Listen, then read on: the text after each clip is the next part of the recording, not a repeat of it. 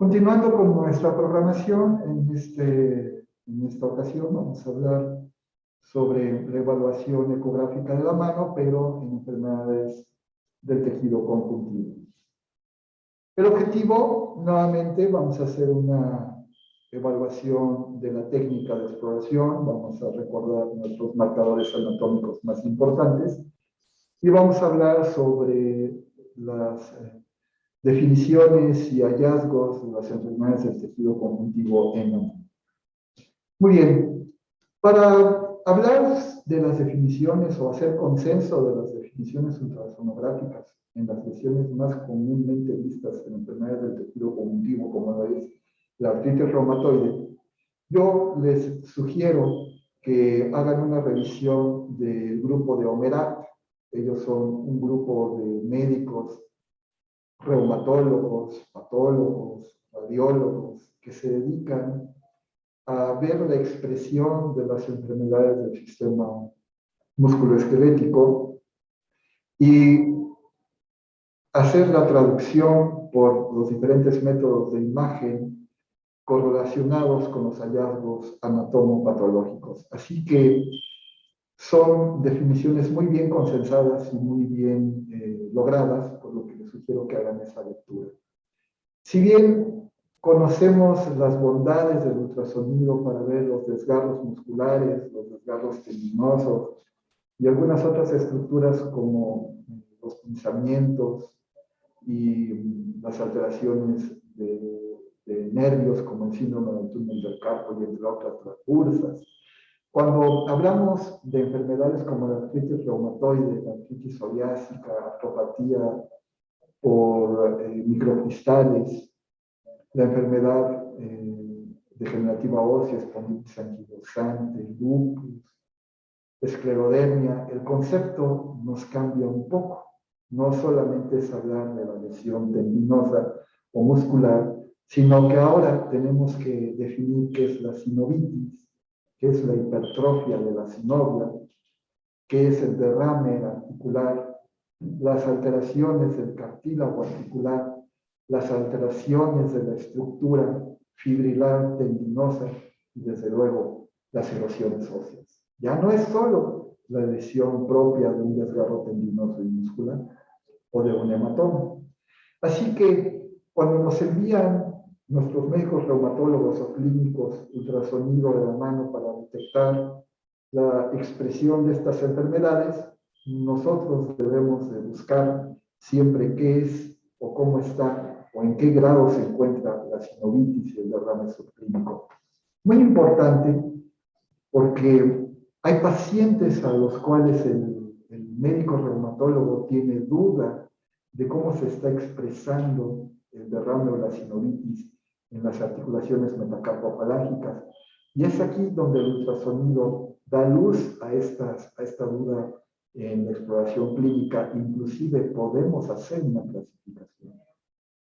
Igualmente para la demostración de erosión ósea, la cual no se detecta por radiología convencional. Si nosotros tenemos una placa de rayos X convencional de manos, podemos ver quizás inflamación de los tejidos blandos alrededor de las articulaciones, las cuales pueden estar disminuidas o aumentadas de tamaño dependiendo del derrame articular que se encuentre, y probablemente algo de esclerosis subcondral. Sin embargo, el ultrasonido es capaz de ver erosiones en etapa temprana, inclusive en un grado 1, por clasificación radiológica en la enfermedad por artritis reumatoide, donde prácticamente no hay erosión. El ultrasonido es capaz de detectarla, de tal suerte que es 6.5 veces más sensible el ultrasonido para detectar una erosión ósea o una erosión osteocondylar. ¿Por qué cobra interés? Porque precisamente el médico clínico quiere capturar al paciente antes de que haya una limitación funcional por la erosión osteocondral que nos va a llevar también a el desgarro de las inserciones de los tendones, y esto va a llevar a una disfunción del paciente, lo cual lo va a llevar a una incapacidad para su vida laboral y para su vida personal. Así que es aquí donde los médicos reumatólogos le cobran gran interés para mandar ultrasonido para detectar estas alteraciones. Desde luego, evaluación de los síndromes regionales dolorosos, también el ultrasonido suele ser una herramienta muy eficaz y quizás una de las que más me gusta explorar para este tipo de enfermedades es el monitoreo a corto y largo plazo de la enfermedad. En términos generales, el reumatólogo nos manda un paciente de primera vez cuando está sospechando de la enfermedad o cuando ya tiene una expresión de la enfermedad que no ha mejorado con el medicamento y que le llega al médico reumatólogo, él lo atiende, lo manda a nuestra consulta para ver cómo se está expresando la enfermedad y podemos identificar a un paciente de primera vez quizás muy activo por la enfermedad con Doppler de poder positivo en grado 3 y a los 60 días o 90 días nos lo vuelven a mandar para un control al estudio basal y podemos identificar que ha disminuido el proceso inflamatorio, inclusive la sinovitis. Esto es muy interesante poderlo identificar y a veces en algunos casos el paciente continúa o ha aumentado, ha escalado en el proceso inflamatorio y esto al médico le sirve para inclusive modificar su tratamiento. Desde luego los procedimientos invasivos y terapéuticos por ultrasonido son muy amables porque el ultrasonido nos sirve de guía, es como un vector que nos da la profundidad y la distancia a la cual debemos colocar nuestra aguja para obtener material o colocar medicamentos. La patología extraarticular, desde luego, cualquiera que ésta se presente, la vamos a identificar con claridad. Ahora veamos cómo define Omerat a la sinovitis en escala de grises. La define como un área intracapsular hipoecoica que no comprime, es decir, tiene una sinovia engrosada. Y veamos aquí en esta lámina cómo nos muestra los grados de sinovitis en escala de grises. Lo normal, la sinovia siempre está contenida por debajo del reborde articular. Estamos hablando de articulaciones metacarpofalángicas, interfalángicas proximales. Y vean ustedes, en los rebordes óseos, siempre vamos a encontrar la sinovia por debajo del reborde articular como un concepto normal en la exploración. Cuando tenemos un grado 1, la sinovia se hipertrofia, llega al reborde articular, pero jamás lo supera. En el grado 2 supera el reborde articular, pero no llega a la diáfisis proximal o la diáfisis distal de la articulación. Y en el grado 3 se extiende la sinovia hacia la diáfisis distal y hacia la diáfisis proximal y la diáfisis distal. Vamos a ver algunos ejemplos. Ahí los tenemos. El grado normal, el tejido sinovial siempre se contiene por debajo del reborde articular. Y en el grado 1, la extensión del tejido sinovial llega al reborde articular, pero no lo supera. En el grado 2, supera el reborde articular, que viene estando aquí, pero no llega a la diáfisis proximal o a la diáfisis distal. En el grado 3, ya superó el reborde articular, se extendió, hacia la diáfisis distal y hacia la diáfisis proximal. Inclusive en estos casos podemos observar además alteración del tejido óseo, como lo estamos viendo en este paciente que ya empieza a tener erosiones. Veamos cómo define Omerat a la sinovitis. La define como un área intracapsular hipoecoica que no comprime. Les traigo un video, aunque ya es viejito y es de la atropia humeral, me gusta porque aquí estoy haciendo compresión y vean ustedes cómo no hay colapso de la cavidad articular de la atropia, porque hay una sinovia engrosada, se ve ecogénica y no comprime, lo que concuerda muy bien con la definición de humeral. Habíamos dicho que se define como un área intracapsular hipoecoica que no comprime, pero cuando le ponemos el Doppler de poder, podemos identificar algunos cambios interesantes y que podemos clasificar, además, en un proceso inflamatorio en grado 1, grado 2 o grado 3, un proceso inflamatorio agudo. Ahora veamos, en escala normal, en grado 0, le ponemos nuestra caja de Doppler de poder, no va a haber ningún vaso que sea visible porque no hay un proceso inflamatorio, no hay formación de vasos, no hay neoformación vascular. Vean ustedes cómo está la cápsula articular muy bien definida, el cartílago articular, el tejido sinovial muy bien contenido dentro del receso articular, le ponemos el Doppler, no hay nada. En un paciente con una enfermedad por artritis reumatoide ya con más de 6 meses de expresión de la enfermedad, podemos identificar presencia de formación de vasos en la cavidad articular que no supera los 3 vasos y que concluyen. Y a esto le podemos denominar grado 1 en Doppler de poder. Y cuando hay más de 3 vasos que concluyen, pero que abarca menos de la mitad de la cavidad sinovial, lo podemos clasificar en grado 2. Y cuando supera el 50% de la cavidad sinovial, estos vasos que se logran verificar por el Doppler de poder, entonces estamos hablando en un grado 3. Así de fácil lo podemos clasificar. Aquí tenemos algunos ejemplos. Es el caso de un paciente con artritis reumatoide de larga evolución. Vean ustedes la hipertrofia de la sinovia. Se contiene un poquito por arriba del reborde articular del lado distal, rebasa el reborde articular y ya empieza a irse hacia la diáfisis distal. Y ahora vean el líquido que se contiene, que pareciera estar en grado 3, lo vamos a ver más adelante. Cuando ponemos Doppler de poder, llena por lo menos el 50% y un poco más, así que sería en grado 3. A este paciente le pusimos Biflow y pudimos identificar además vasos aún todavía de menor flujo, en donde prácticamente llenaba el 100% de la cavidad sinovial. Si son observadores, pueden identificar en la segunda metacarpofalángica de este paciente el patrón tendinoso del tendón extensor correspondiente, y vean ustedes cómo está hipoecoico desorganizado, con algunas zonas hipoecoicas intratendinosas que nos habla de la regeneración hipóxico-oncozoide que ha sufrido este tendón. Todos estos hallazgos son susceptibles de ser estudiados, de ser clasificados y de ser interpretados.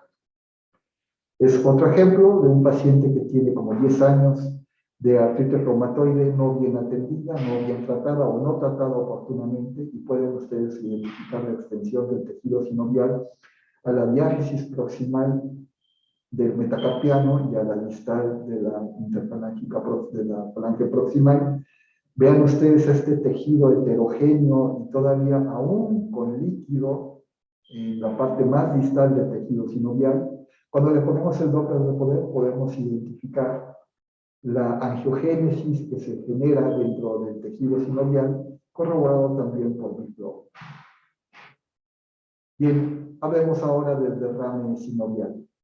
Pomerat lo define como un área intracapsular anecoica y compresible, y lo divide en 3 grados, no tomando en cuenta el grado 0, que sería el normal. El grado 1 sería un mínimo derrame. A mí se me dificulta un poquito entre el grado 1 y el grado 2, porque pues prácticamente son muy similares, es un poco subjetivo, pero es la única forma de poderlo medir. Así que el grado 2 es un derrame moderado, pero sin distensión de la cápsula articular, y un grado 3 es un derrame extenso con distensión de la cápsula. Aquí tenemos algún ejemplo. Vean ustedes este paciente con una hipertrofia de la sinovia en grado 3, porque llega hasta la diáfisis, tanto de la metacarpiana como de la falange proximal. Y pueden ustedes ver una gran colección de líquido por el derrame que está sufriendo esta articulación. Vean ustedes la capa de gel que está entre la membrana del transductor y la piel del paciente. Es muy superficial. Apenas si estamos tocando el gel, casi no hay contacto con la piel. Y esto nos permite ver el derrame muy bien expresado. Cuando hago compresión, vean ustedes la cantidad de gel ya es mucho menor. Veo como también la cavidad sinovial se comprime y esto me hace el diagnóstico de precisión del derrame articular. En la otra imagen pueden ver como prácticamente ya no hay capa de gel y estoy prácticamente colapsando toda la cavidad articular. Y esto me hace el diagnóstico correcto de derrame articular en grado 3, porque hay una gran extensión de la cápsula. Se dice que el área intracapsular es anecoica y compresible cuando hay un derrame, así que les pongo un ejemplo de otra vez de una atrofia humeral, que a pesar de que tiene hipertrofia sinovial a la compresión colapsa, y esto me hace el diagnóstico de precisión, inclusive con algo de hipertrofia sinovial ya crónica. Muy bien, hablemos sobre las alteraciones del cartílago articular. Estas incluyen principalmente la disminución focal o difusa del espesor del cartílago articular. Veamos una metacarpopalángica. Nuevamente tenemos la cabeza del metacarpiano, la cabeza del alpalante proximal, tenemos el tejido sinovial muy bien delimitado dentro de la cápsula articular, dentro del receso articular, y vean esta línea anecoica entre los recesos osteocondrales muy bien definida, pues esa línea anecoica es el cartílago articular. Conforme va avanzando la enfermedad degenerativa, esta línea se va perdiendo, aún se conserva, vean en este ejemplo de este paciente del lado de la interfalángica proximal, pero de la metacarpiana está prácticamente desapareciendo, y cuando tienen más tiempo de evolución pueden ustedes ver inclusive la extensión del tejido sinovial hacia la metacarpiana, y vean cómo los recesos del cartílago articular prácticamente han desaparecido. El próximo paso va a ser la destrucción del tejido osteocondral. Y eso nos lleva a una erosión ósea. Y la erosión ósea, Homer la define como una interrupción de la superficie ósea visible en los planos ortogonales, y su tamaño se estima midiendo el diámetro más grande entre los bordes libres del cráter. Así de sencillo, ponemos nuestro cursor aquí y medimos la lesión, el tamaño de la lesión, y dependiendo del tamaño que nos dé, lo podemos clasificar en muy pequeñas cuando son menores de 1 milímetro, en pequeñas cuando es de 1 a 1.9 milímetros, en medianas de 2 a 3.9 milímetros, y grandes cuando superan los 4 milímetros. Hay otra clasificación, grado 0, donde hay una superficie lisa irregular. Grado 1, cuando la superficie es irregular, pero solamente se ve en un plano, no se corrobora en dos. Grado 2, cuando la formación del defecto es vista en dos planos ortogonales, como los que estamos viendo aquí. Y un grado 3, cuando el defecto óseo es muy extensivo. ¿Por qué cobra entonces importancia la erosión ósea? Y es el ejemplo gráfico de lo que les comentaba en las primeras diapositivas. Aquí tenemos una placa de mano en donde estamos haciendo la clasificación radiológica de una enfermedad inflamatoria. Así que cuando ustedes pueden observar esta placa, pues prácticamente no tiene grandes cambios, tiene una buena densidad ósea, los espacios articulares más o menos conservados, hay cierta disminución, y quizás un poco de aumento del tejido blando periarticular de la quinta metacarpopalángica. Cuando yo hago el aumento, el zoom, en mi pantalla, puedo identificar que efectivamente se ve muy bien el borde del tejido blando que está inflamado, que sí hay una disminución del espacio articular, no hay esclerosis subcondral, pero tampoco veo con franqueza una erosión subcondral. Sin embargo, cuando le pongo el ultrasonido puedo identificar con claridad la calidad del cartílago articular, lo cual ya desapareció, prácticamente no hay, aquí hay un poquito, pero ya está mal definido, festoneado, del lado de la metacarpiana prácticamente desapareció, el reborde osteocondral irregular, festoneado, y del lado de la metacarpiana prácticamente hay ya un cráter en donde inclusive está entrando el tejido sinovial. Si a este le pongo Doppler de poder, es muy probable que prenda por la neovascularidad y podemos hacer nuevamente una clasificación. Vean ustedes la calidad del tendón extensor hipoecoico mal definido, que pues va muy de la mano con el proceso inflamatorio que existe alrededor del tendón. Así que el ultrasonido suele ser 6.5 veces más sensible para ver alteración de los tejidos blandos y osteocondrales que la placa sensible. De ahí la importancia que cobra el que podamos hacer estas definiciones. Ya en la charla anterior les había comentado cómo hacer pues las exploraciones laterales, mediales, en el receso dorsal y en el receso ventral. En términos generales, se ha descrito que para este tipo de enfermedades es suficiente explorar el carpo, la segunda y tercera metacarpofalángica y la segunda y tercera interfalángica proximal. No necesariamente explorar toda la mano, porque cuando encontramos estos hallazgos positivos, seguramente también los vamos a encontrar. Sin embargo, cuando llega nuestro paciente, nos dice, pues me duele aquí, doctor, me duele aquí, me duele acá y me duele todo, bueno, pues hacemos una exploración completa. Pero cuando conocemos la expresión de la enfermedad por artritis reumatoide, sabemos que lo que encontremos en estas articulaciones es prácticamente lo mismo que vamos a encontrar en el resto de las articulaciones no exploradas. Así que siempre sugiero que hagan cortes dorsales, palmares, laterales y mediales, como los que estoy mostrando en esta fotografía, con la finalidad de poder encontrar todos los hallazgos finos y de precisión que nos pueden llevar a un buen diagnóstico de nuestros pacientes. Y de tal forma que encontremos estas alteraciones psicográficas. El tema de las poleas en la región palmar es un tema que a mí me gusta abarcar porque yo tengo mucha patología con los médicos reumatólogos que me llegan, sobre todo con los pacientes que tienen mano en garra, y esto es debido a que las poleas se fracturan o se lesionan. Las podemos clasificar en A1, A2, A3, A4, A5, dependiendo de la situación donde las encontramos, es la clasificación que la ponemos.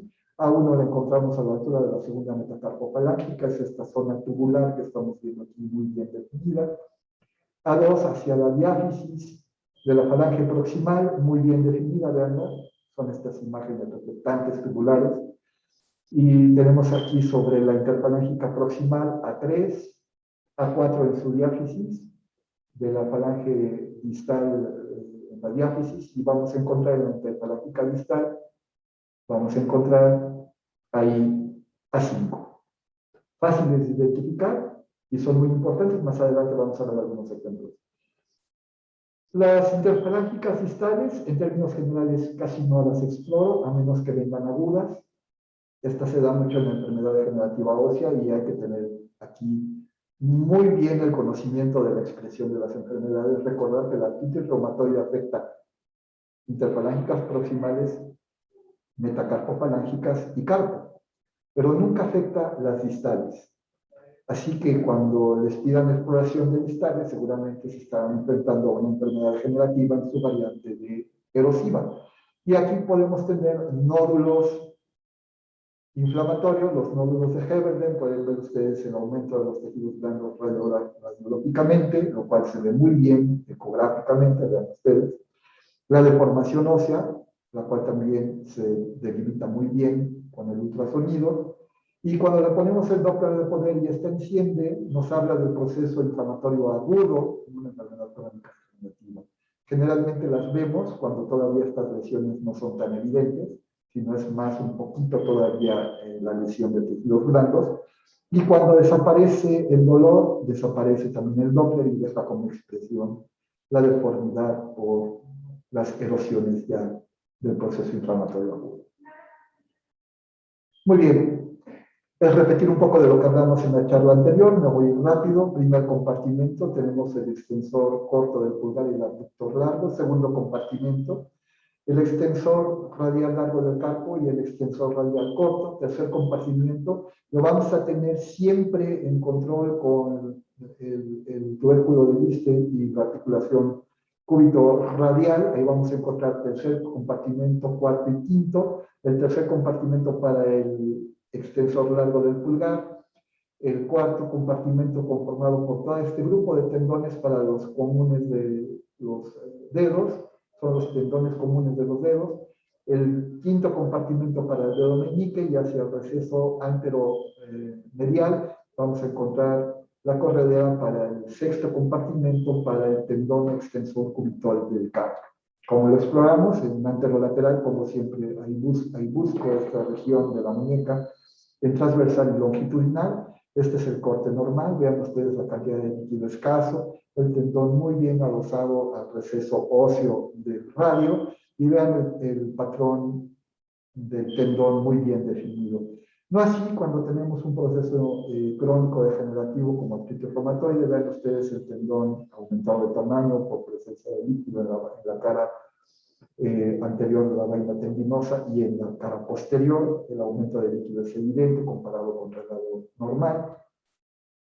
Y cuando este aumenta mucho, pues la deformidad es obvia, clínica, y pueden ver ustedes el aumento de líquido y la separación del tendón al refuerzo óseo, deben estar siempre pegaditos. Ya es muy fácil de hacer estos cortes de barridos extendidos y poder hacer el diagnóstico en toda la extensión del tendón. Vean la pérdida del patrón fibular con unos pequeños desgarros en relación a una tenosinoditis.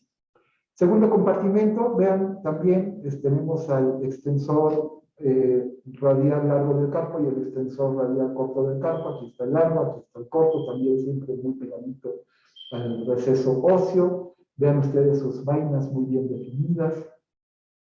Y cuando vemos este fragmento lineal, que es la banda que divide la intersección entre el segundo compartimento y el primer compartimento, este rastreo lo hago únicamente cuando encuentro abundante líquido en los tendones del segundo compartimento, y lo hago más proximal, distal hacia los dedos, proximal hacia el codo. Me voy un poquito más proximal, generalmente aquí vamos a ver un abultamiento que confunde fácilmente los clínicos con una tenosinoitis de Carvel. No, no es tenosinoitis de Carvel. Esta membrana que ven aquí es la interfase que existe entre el primer compartimento, que está aquí, y el segundo compartimento, que está acá. Bueno, pues esa interfase es esta membrana que estamos viendo, y cuando vemos esto, podemos hablar del síndrome de interfase del primer y segundo compartimento. Muy bien, de ahí nos vamos a la región prácticamente central del carpo, ya lo dijimos en la charla anterior, entre la fosa estiloides del cúbito y el segundo dedo, prácticamente en corte transversal. Ahí vamos a encontrar el tercero, cuarto compartimento y quinto compartimento. Vemos su corte longitudinal muy bien estructurado, vemos los recesos óseos, el radio, el semilunar y hueso grande. Y hacia la región anterolateral identificamos el sexto compartimento en el canal de la apófisis estiloides del cúbito. Vean ustedes su ligamento transverso muy bien definido que contiene al sexto compartimento dentro del canal. Cuando tenemos pacientes con enfermedad degenerativa ósea de larga evolución, siempre yo les sugiero que se vayan un poquito más distales y ver el fibrocartílago articular, compuesto por el menisco homólogo, el ligamento colateral cubital y el ligamento luno piramidal. Cuando esto se rompe, generalmente rompe también el ligamento transverso que contiene el sexto compartimento, y cuando hacemos flexión y extensión vemos cómo se puede usar el sexto compartimento, y esto también provoca inestabilidad en el carpo. Nos vamos a la región dorsal y vamos a tener el escafoides y el pisiforme. Vamos a tener el retináculo de los flexores justo entre estos dos huesos, y por arriba del escafoides tenemos el flexor carporradial, y junto a él tenemos el flexor largo del pulgar. Inmediatamente por abajo del retináculo de los flexores y por arriba de los tendones superficiales flexores y profundos flexores vamos a encontrar el nervio mediano, y hacia el hueso pisiforme, entre el hueso pisiforme y la arteria cubital, vamos a encontrar el nervio cubital. Bien, y hablemos algo sobre la enfermedad de Dupuytren. Es una fibrosis de la fascia palmar, que finalmente la fascia palmar, cuando se engruesa en condiciones normales, forma las poleas, pero estas son en condición normal. Cuando esta fascia provoca una fibrosis de origen que aún no está bien definido, provoca un cierre progresivo de la mano, porque además altera a las poleas, y las poleas mantienen al tendón flexor adosado al receso óseo, y esto permite la adecuada flexión de los dedos. Cuando sucede esta inflamación o esta fibrosis de la fascia del palmar que altera las poleas, entonces se viene el signo denominado de mano en garra. Y por ecografía es muy fácil de identificarlo. Vean ustedes el patrón irregular tendinoso del tendón flexor del quinto dedo, y ustedes pueden identificar aquí la alteración de la polea junto con la alteración del tendón flexor. Cuando hacemos el corte transversal, podemos identificar la alteración de las poleas con el líquido aumentado. Vean esta zona hipoecoica, son las poleas que están destruidas, y vean ustedes la zona de líquido, y bueno, cuando hacemos la correlación, vean la polea prácticamente ya no existe, y entonces hacemos esta retracción. Estos pacientes los podemos infiltrar y les va más o menos bien, pueden recuperar cierta función. Otro ejemplo, vean ustedes las poleas, cómo están alteradas, vean cómo están alteradas y cómo se separa el tendón, cómo se engruesa, se pone hipoecoico con abundante líquido en las fascias del tendón, y esto provoca el signo de mano en garra. Hablemos sobre las alteraciones tendinosas. Bueno, este es un tema amplio, sí hay que tener muy bien definido la clasificación de las alteraciones de la estructura tendinosa, toda vez que es un tema siempre de confrontación. Para lo que uno es tendinitis, para lo que uno lo es, y para lo que para uno es la tenosinovitis es una tenovaginitis, y bueno, en fin. Vamos a tratar de hacer esta clasificación, denominando la tenosinovitis, que la podemos clasificar en exudativa, proliferativa y mixta. ¿De acuerdo? Entonces, una exudativa es una anecogenicidad homogénea del contenido de la vaina sinovial por la presencia de líquido sinovial, puro líquido sinovial. Proliferativas cuando el líquido sinovial tiene contenido sinovial, es decir, hipertrofia de las vellosidades sinoviales. Y mixta cuando encontramos líquido y tejido sinovial. ¿De acuerdo? Al tendón también hay que estudiarle pues, las alteraciones de la estructura fibrilar, como son las roturas, calcificaciones, desgarros totales y parciales. Vamos a ver algunos ejemplos. Este es el patrón fibrilar normal.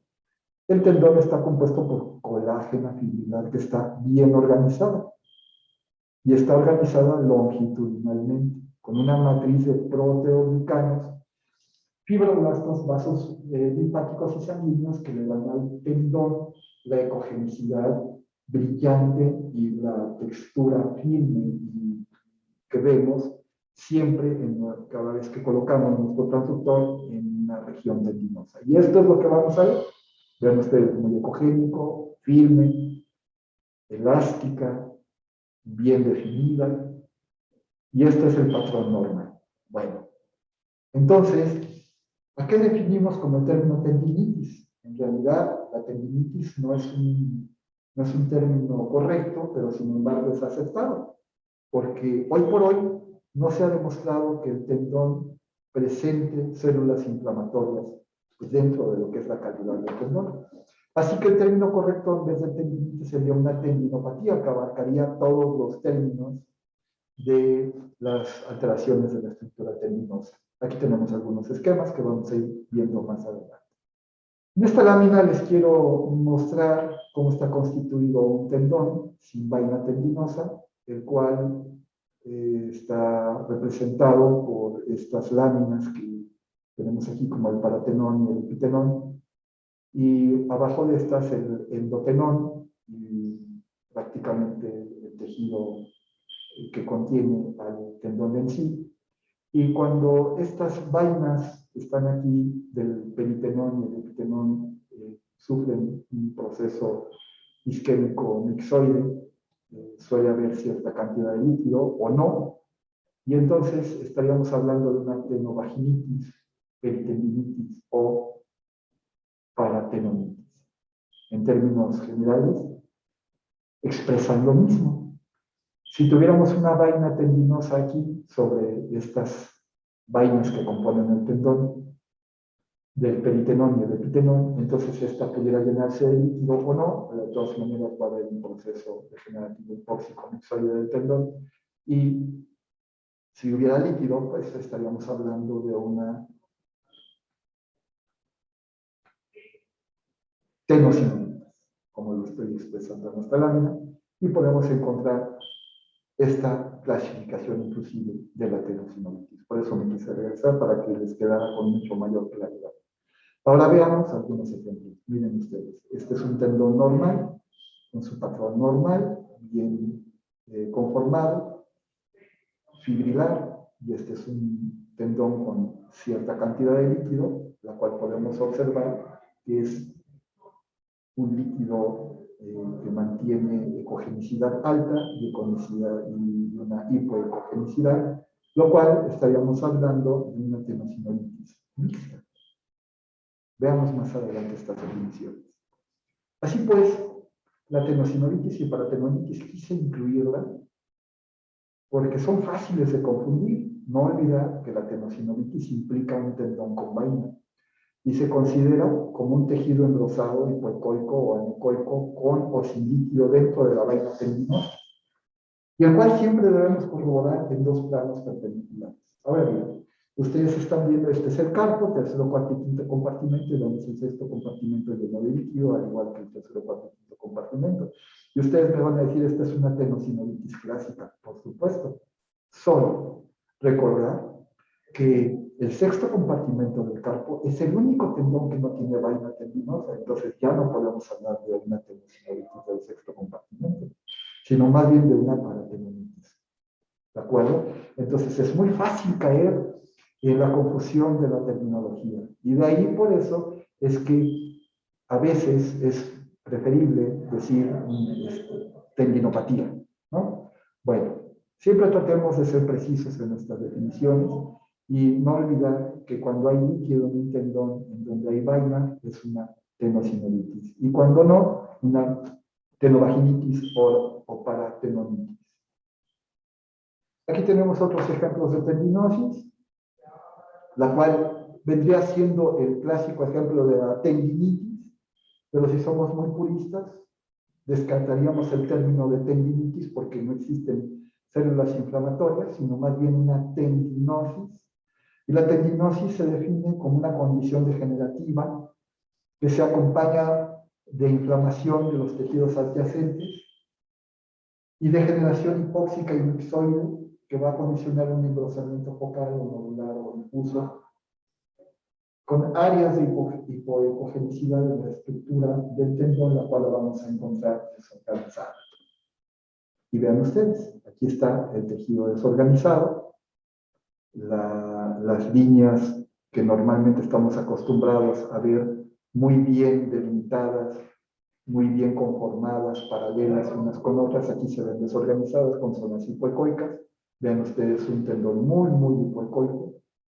Y vean ustedes en una cuarta metacarpofalángica, aquí tenemos el tendón muy hipoecoico, y vean ustedes la desorganización del tendón y quizás unos micro desgarros lineales. Algunos ejemplos como lo presenta la lámina, vean ustedes desgarros parciales intratendinosos, calcificaciones que pueden ser muy finas o groseras, y el clásico desgarro del tendón que les presenta un manguito de los rotadores porque se asemeja más al que está en la lámina, pero también lo podemos ver en la mano. Las subluxaciones de los tendones, vean el sexto compartimento, subluxado, seguramente este paciente tiene alteración del cartílago fibrotriangular y de su ligamento transverso. Cuando hacemos flexión y extensión podemos ver la luxación del sexto compartimento, y la clásica subluxación del tendón del bíceps. Veamos algo de la patología extracelular. El quiste sinovial, quisto mucoide, probablemente son los más comunes. El tumor de células gigantes, aunque no lo crean, lo veo con cierta frecuencia, igual que el globus. Y he visto muchos globus, así que no lo tomen tan a la ligera. Aquí tenemos algunos ejemplos. El clásico quiste atrosinovial simple, que provoca un poco de compresión sobre el tendón donde se encuentre. en este caso en la segunda metacarpopalángica, y vean un quiste complicado con aumento de la ecogenicidad por tejido sinovial. Nuevamente, quistes complejos que están alrededor de los tendones y que provocan compresión de los mismos y dolor. Aquí lo tienen, muy bien definido en un barrido extendido. Vean, siempre hay comunicación a la articulación. Son quistes gangliones o tumores también definidos, como el que estamos viendo aquí en el cuarto dedo, en la región palmar, que se trató de un globus, o asociados a las vainas tendinosas por un tumor de células gigantes. Así que, como lo vean, siempre deben de hacer el diagnóstico diferencial de estas estructuras. Es el caso de un paciente a quien le hicieron una operación para liberar el túnel del carpo y como secuela se le hizo un aneurisma, el cual también es muy, muy fácil de ver y de hacer el diagnóstico diferencial con un quiste atrosinovial o ganglión. Hablemos algo de procedimientos terapéuticos por ecografía en el síndrome del túnel del carpo. Es fácil picarlo. Yo siempre les aconsejo estar separados de la región que quieren infiltrar, porque en caso de que llegaran a tocar el tendón o el nervio y le dejen ahí el medicamento que van a utilizar, seguramente van a lesionar la estructura y a la larga, en vez de mejorar, va a empeorar y puede inclusive romperse. Así que yo siempre les digo, metan la aguja, tienen la guía del ultrasonido cercana a la estructura, pero nunca la toquen, y ahí pueden dejar el medicamento muy cercano a la estructura y por contigüidad va a hacer efecto. Para terminar, quiero enseñarles algunos ejemplos de lo que vemos muy comúnmente en nuestra consulta. Esta es una cuarta interfalángica proximal con una extensión de la sinovia importante. En este mismo paciente, la primera metacarpopalángica, vean, muy afectada, con un derrame sinovial en grado 2. Y en este mismo paciente, los tendones extensores comunes, en el tercero, cuarto y quinto compartimento, ustedes pueden ver la proliferación sinovial, un poco de derrame, destrucción de las articulaciones propias del carpo y la tenosinovitis acompañada. Si le ponemos Doppler de poder, pues podemos ver cómo encienden estas articulaciones. Otro ejemplo de un paciente que tiene una artritis reumatoide de larga evolución, y siempre hemos dicho que la artritis reumatoide es simétrica, pero en este caso fue asimétrica. Vean ustedes el retináculo de los flexores izquierdos, llenos de líquido, nuestras referencias óseas, el pisiforme, el escafoides, y en el estudio contralateral, pues un poquito empecoicos, pero más o menos dentro de límites normales. Cuando le ponemos el Doppler de poder, podemos identificar cómo enciende por la neovascularidad. Y vean ustedes el nervio mediano muy aumentado de tamaño comparado contra el contralateral, del cual mide 0.6 contra 0.13, lo cual es una diferencia muy grande, y aquí podemos definir sin ningún problema que se trataba de un atrapamiento del nervio mediano, amén de todos los hallazgos que ya habíamos. Otro ejemplo de un paciente con artritis reumatoide de larga evolución en el corte palmar y en el corte dorsal del carpo. Vean ustedes en el corte dorsal, el tercero, cuarto y quinto compartimento, con una proliferación de tejido sinovial muy, muy importante, el barrido extendido del primero, segundo, tercero, cuarto y quinto compartimentos, donde se puede ver afectados prácticamente todos los grupos tendinosos extensores, y en la región palmar de este mismo paciente, en un barrido extendido, podemos identificar al nervio mediano por arriba, el cual también estaba afectado, y vean los tendones flexores superficiales y tendones flexores profundos afectados con una gran proliferación de tejido sinovial. Bien, quisiera concluir diciéndoles que la ecografía es una herramienta poderosa para evaluar las enfermedades del tejido conjuntivo. Es más sensible que el examen clínico para detectar sinovitis y más sensible que las radiografías para detectar lesiones. Tiene una utilidad invaluable para la monitorización del tratamiento de enfermedades de larga evolución. Así que cuando puedan y tengan la oportunidad, desarrollen esta técnica en este tipo de pacientes. Muchas gracias.